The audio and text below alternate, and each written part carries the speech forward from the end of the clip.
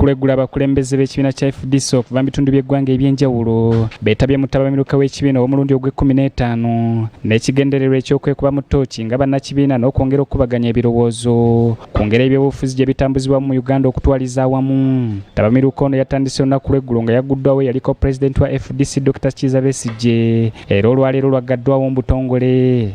Mu Ttabamiruka ono abakulu mu kibiina kya FDC baliko enteekateeka gye banjudde mwe bagenda okuyita okulwanirira enkyukakyuka mu byobufuzi bya Uganda. One people. It is going to be a tool to build brotherhood between all of us as members of the same family. This too is going to be a tool that will guide us in how we work with the others. Abasajja batucyankalanya batubba batekawo lizaase ezaabwe ezitaliza abantu zibalonze ebina bye tugenda okwanganga mu pulaani eno gye tulina emyaka etaano. FDC eriko ensonga 10 z'enokoddeyo nga zino abakulembeze ku mitendera egy'enjawulo zibalina okuteekako essira mu bbanga ery'okumalako ekisanja kino okutuukira ddala mwaka ogwa 2026. Pulezidenti wa FDC Senior Patrick Amuriato Boy ategeezezza nti wakyaliwo obwetaavu bunene okulwanirira enfuga egoberera amateeka mu Uganda nga n'olwekyo si bakutuula butuuzi nga bannayuganda banyigirizibwa.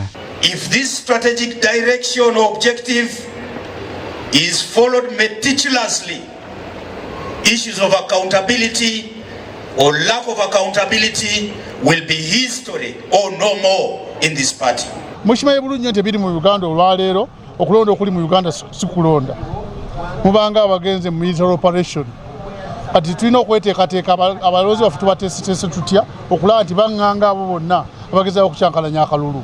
Amyuka omwogezi w'ekibiina kya FDC John Kikonyogo agambye nti baagala abakulembeze abeetabye mu Ttabamiruka ono baddeyo beetegereze bulungi ensonga ezirambikiddwa olwo babisse mu nkola. Ku ssaawa eno Electoral Commission amateeka galiwo si malungi tunagakyusa tutya ebinayo tulina okubiteeka mu nkola mu myaka gino etaano. Ebisigayo sijja biteeka details sijja zibawa kuba ezirimu za munda mu kibiina naye general kitwagala okukola.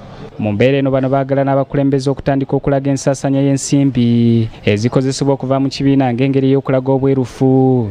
FDC ng'etteeka ekintu kye bayita accountability okulaba nti oba bakuwadde ekintu kikozesa si ssente zokka oba ssente oziteeka ku lupapula olaga nakoze bwenti ne bwenti olina n'okulaga kyazirina okukola bakikoze sikutuleetera lisiiti ng'ekintu bakikoze. Tuli serious yo ku accountability kyova olaba ye pate yokka mu Uganda neogenda mu Electoral Commission n'ogibuuza eri up to date. Ttabamiruka ono aggaddwawo olwaleero era ekirindiriddwa kati kwe kulaba engeri abakulu mu kibiina kya FDC gye banaatambuzaamu enteekateeka eno. Zubairi Luwalira, BBS Telefayina, ageesigika.